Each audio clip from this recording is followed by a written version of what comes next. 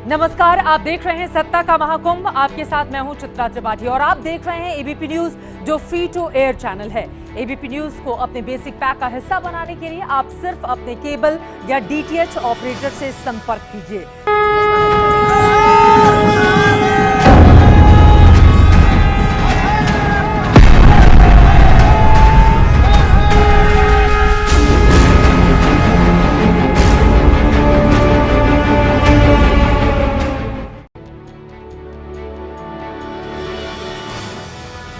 आप देख रहे हैं सत्ता का महाकुंभ। सबसे पहले कुंभ से जुड़ी हुई आज की सबसे बड़ी खबर आप तक पहुंचाते हैं। कुंभ के पहले शाही स्नान से ठीक चंद घंटों पहले दिगंबर अणी अखाड़े में आज आग लग गई।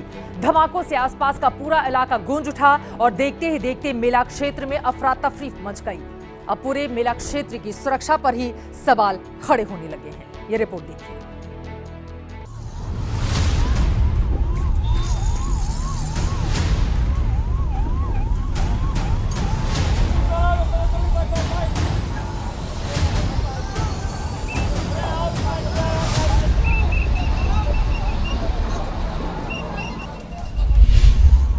धुएं के उठते गुबार की ये तस्वीरें प्रयाग कुंभ की हैं,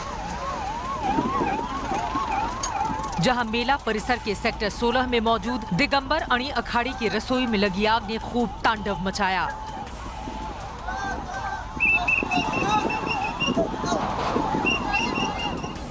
आग सबसे पहले अखाड़े की रसोई में लगी और तेज हवा के चलते अखाड़े के एक बड़े हिस्से में फैल गई, जिससे मेला क्षेत्र में अफरा तफरी मच गई। मैं मौजूद हूँ सेक्टर 16 के दिगंबर अखाड़े में, जहां आप देख सकते हैं कि अब से थोड़ी देर पहले सिलेंडर फटने की वजह से आग लगी है और इस आग में इस पूरे अखाड़े का जो एक हिस्सा था, उस हिस्से का जो टेंट है और उसके अंदर रखे हुए जो सामान है वो जलकर खाक हो गए हैं। जैसा कि आप देख रहे हैं, ये जो कपड़े वगैरह, इस पूरे अखाड़े का जो ये हिस्सा था यहाँ पर, और नीचे आग ज़्यादा फैलने की वजह एक ये भी है कि ये जो लकड़ी का जो पुआल होता है, ये पुआल यहाँ बिछाते हैं क्योंकि इसके ऊपर गद्दे रखकर सोते हैं लोग, तो ये आग बहुत तेजी से पकड़ता है यहाँ। हादसे के वक्त अखाड़े में सैकड़ों की संख्या में संत मौजूद थे और बड़ी अनहोनी हो सकती थी। चश्मदीदों की माने तो हादसे के दौरान रसोई में रखे सिलेंडरों में से एक के बाद एक 3 धमाके हुए, जिसकी गूंज पूरे मेला क्षेत्र में सुनाई दे रही थी। शुरू में थोड़ा सा भोजन बनाने के दौरान थोड़ी सी अग्नि प्रज्वलित हुई, उसके बाद धीरे धीरे ज़्यादा पकड़ लिया।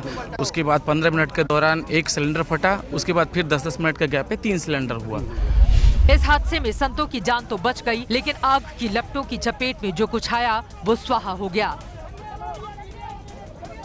संतों के कपड़े से लेकर पैसे तक सब कुछ राख हो गया। क्या नुकसान हुआ स्वामी? सब देख ही लीजिए आप, जो भी नुकसान हुआ सामने, और नोटें भी कुछ मिल रही हैं इससे। तो ये देखिए, ये जो है ये नोट है और ये इसमें भी आग लग गई है। सब जल गया, मेरा राख हो गया। क्या क्या नुकसान हुआ? अरे कपड़ा लत्ता पहनने जो है अभी इतना ही है, इसके बाद कुछ है नहीं मेरे पास, सब चला गया। 80-90 हज़ार रुपया बढ़ गया सब इसी में। पूरा एक भी कपड़ा नहीं, इतना ही है बस जो है। कोई भी राख हो गई है, सब सारी डॉक्यूमेंट भी जल के राख हो गई है, सब पैसे, सब कपड़े जो है, बिस्तर, सब कुछ भी जल के राख हो गए हैं। शाही स्नान से ठीक कुछ घंटे पहले हुए इस हादसे ने मेला प्रशासन के साथ साथ पुलिस की तैयारियों पर भी सवाल खड़े कर दिए हैं, और पुलिस के पास ज्यादा कुछ कहने को है नहीं। कि जो सिलेंडर हो वो ऑथराइज सिलेंडर्स हों और आग के लिए थोड़ा प्रिकॉशन लिया जाए। कोई भी ऐसी ज्वलनशील चीजें अधिक न मात्रा में एकत्र की जाए, जितनी आवश्यकता हो 1 या 2 दिन से ज़्यादा का सामान न रखा जाए। और दूसरी चीज़ है कि जैसे सिलेंडर जब बन जाता है तो उसको बंद कर दिया जाए, जब यूज़ करना है तो उसको चलाया जाए, और जितने भी पाइप्स हैं उसको चेक कर लिया जाए। तो ये अगर सावधानियां सभी लोग करेंगे सभी कैंपों में, तो सब लोग सुरक्षित रहेंगे। सवाल ये कि डीआईजी साहब जो अपील कर रहे हैं अखाड़ों में, उसका पालन हो रहा है कि नहीं, ये देखना किसकी जिम्मेदारी है और जवाबदेही किसकी तय होनी चाहिए। इस बीच मेला प्रशासन के सामने चुनौती अब फिर से अखाड़े को बसाने की है। तहकीकात की जा रही है और सिचुएशन अंडर कंट्रोल है। कोई जनहानि नहीं हुई है। तुरंत हमारी टीम यहाँ मजिस्ट्रेसी और पुलिस की टीम, फायर टीम सब पहुँच गई थी और तत्काल उसमें कंट्रोल किया गया सिचुएशन पे, और ये देखा जा रहा है सिचुएशन को। यहाँ सभी लोग मौजूद हैं और कोशिश ये है कि तत्काल इस सिचुएशन को करके रिहेबिलिटेशन किया जाएगा। कुंभ में श्रद्धालुओं के आने का सिलसिला शुरू हो चुका है और अगले 50 दिनों तक ये सिलसिला ऐसे ही जारी रहेगा। इसलिए जरूरी है कि सुरक्षा से जुड़ी तैयारियों में जो कमियां रह गई हैं, उसे मेला प्रशासन समय रहते दुरुस्त कर ले।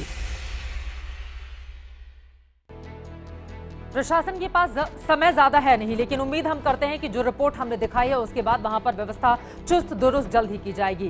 फिलहाल आगे बढ़ते हुए एक बाबा की बात कर लेते हैं। बड़े बेआबरू होकर निकले तेरे दर से, ये कहावत गोल्डन बाबा के लिए कही जाए तो गलत नहीं होगी, क्योंकि हर कुंभ में अपने सोने के गहनों के लिए चर्चा में रहने वाले गोल्डन बाबा को इस बार प्रयाग कुंभ से लौटना पड़ा है हरिद्वार। देखिए, आदेश है कि आप या तो 10 दिन के लिए जेल चले जाओ, नहीं तो चुपचाप हरिद्वार चले जाओ। प्रयाग कुंभ में गोल्डन बाबा बड़े अरमानों से आए थे, लेकिन उनके अरमानों पर पानी भर गया और शाही स्नान से ठीक एक दिन पहले गोल्डन बाबा को प्रयाग छोड़कर अपने चेलों के साथ हरिद्वार लौटना पड़ा।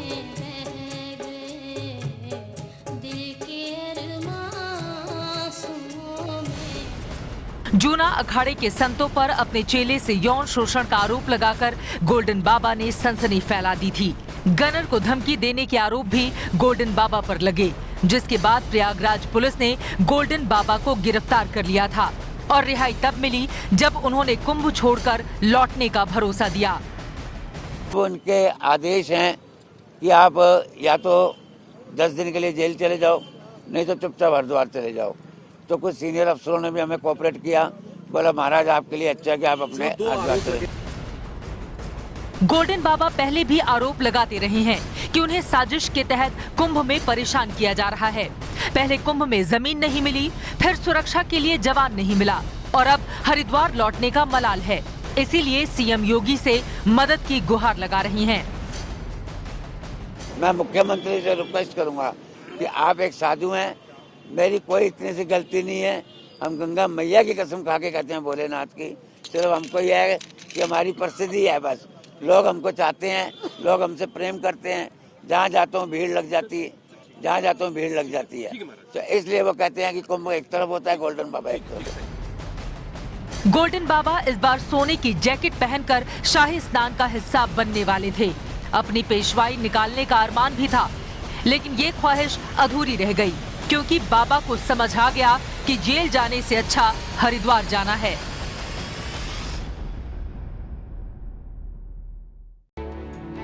बाबा तो निकल लिए हरिद्वार, लेकिन आपको बता दें कुंभ में सबसे ज्यादा आकर्षण का केंद्र होते हैं नागा साधु, जो बाहरी दुनिया से बिल्कुल दूर अलहदा अलग रहते हैं। कहते हैं नागा साधुओं की दुनिया कई रहस्यों से भरी होती है। आपने अक्सर नागा साधुओं को देखकर सोचा होगा कि आखिर ये कौन है, कहां से आते हैं और रहते कैसे हैं। तो आज इन सारे सवालों का जवाब हम आपको देने के लिए एक रिपोर्ट लेकर आए हैं। हमारे संवाददाता आदर्श सिंह की ये खास रिपोर्ट आप देखिए, हर एक सवाल का जवाब आपको मिल जाएगा।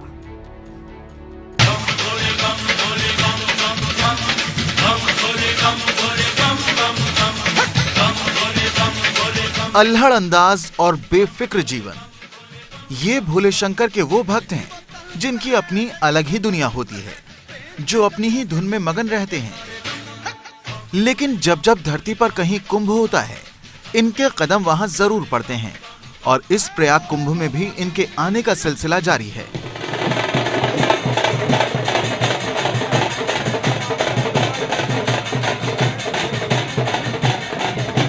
लेकिन ये नागा हैं कौन, करते क्या हैं, कहां रहते हैं, और ऐसे अनगिनत रहस्यमयी सवालों के जवाब ढूंढने के लिए हम पहुंचे पंचायती श्री महानिर्वाणी अखाड़े में, जहां कुंभ खत्म होने तक नागा साधुओं की ये टुकड़ी कल्पवास करेगी। अखाड़ों के जो नागा साधु होते हैं उनके बारे में लोगों के मन में उत्सुकता होती है और जानना चाहते हैं कि आखिर ये नागा साधु कौन हैं, कहां से आते हैं और कैसे ये रहते हैं, क्या करते हैं। ये सब समझने के लिए इस समय हम प्रयागराज के कुंभ में मौजूद हैं और यहाँ पर जो नागा साधु हैं, बाबा हैं, उनसे बातचीत करेंगे। बाबा, जो नागा साधु बनने की सबसे पहले तो प्रक्रिया क्या होती है, कैसे कोई नागा साधु बनता है? ये नागा सन्यासी बनने की प्रक्रिया 12 वर्ष में पूरी होती है और सन्यास की पूर्णता की ओर नागा सन्यासी जाते हैं। ये सन्यास की अंतिम सीमा है दिगंबर की। और अब तो ये फोर्स हमारे पास बहुत फोर्स अवेलेबल है। एक समय ऐसी फोर्स नहीं थी, उस समय धर्म की और सनातन की रक्षा के लिए नागा सन्यासियों का एक बहुत बड़ा दल जो खड़ा हुआ और उन्होंने समय समय पर बलिदान दिए, समय समय पर संस्कृति और धर्म की रक्षा की, इसलिए नागा सन्यासियों के दल का निर्माण हुआ। नागा बनने के लिए सिर्फ तपस्या से काम नहीं चलता, बल्कि इसके लिए एक शर्त पूरी करनी होती है जो जीते जी कोई साधारण इंसान कभी नहीं करता, और वो शर्त है पिंडदान की। हिंदू परंपरा के मुताबिक किसी के मरने के बाद उसका पिंडदान किया जाता है, लेकिन एक नागा साधु अपने ही हाथों से अपना पिंडदान करता है।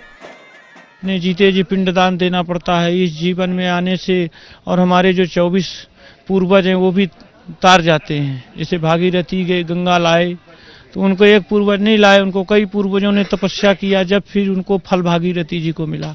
तो वैसे दिगंबर का वो है, तो इसी प्रकार से परंपरा चली आ रही है। आदि गुरु शंकराचार्य जिन्हें इनका निर्माण किया, सत सनातन धर्म, उनके 4 शिष्य थे, उन्हीं से ये अखाड़ा धीरे धीरे आगे बढ़ता गया।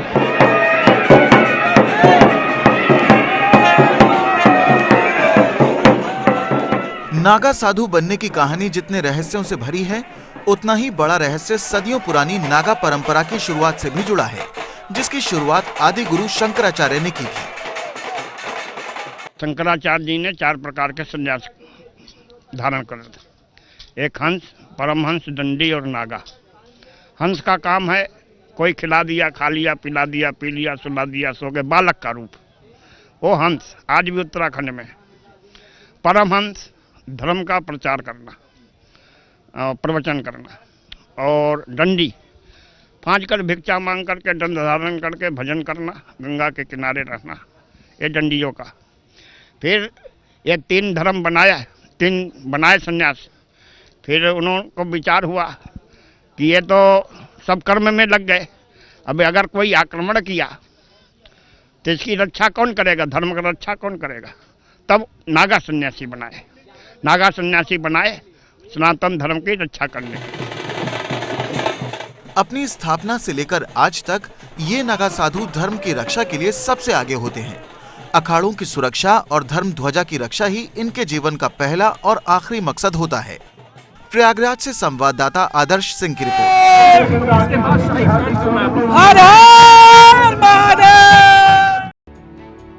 कुंभ में देश भर से तरह तरह के साधु संत महात्मा आते हैं, लेकिन कुछ बाबा अपने हठ योग के लिए जाने पहचाने जाते हैं।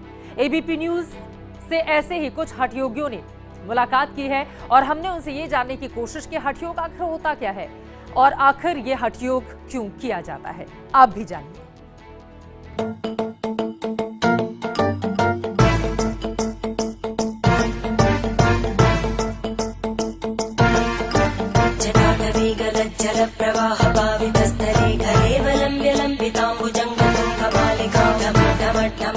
कुंभ में आए इन साधु संतों को जो एक बार देखता है वो हैरत से बस देखता ही रह जाता है,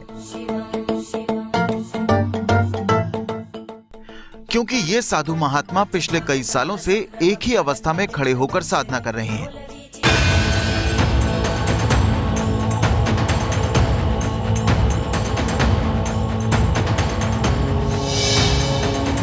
इनमें से कोई कई सालों से एक हाथ ऊपर करके साधना कर रहा है तो कोई एक पैर पर खड़ा है।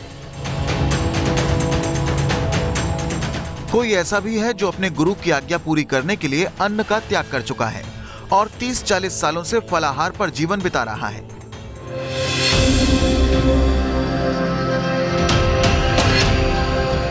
सबसे पहले आपको मिलवाते हैं तपोनिधि आनंद अखाड़े से जुड़े स्वामी दिवाकर जी महाराज से, जो पिछले 3 साल से एक हाथ उठाकर खड़े हैं।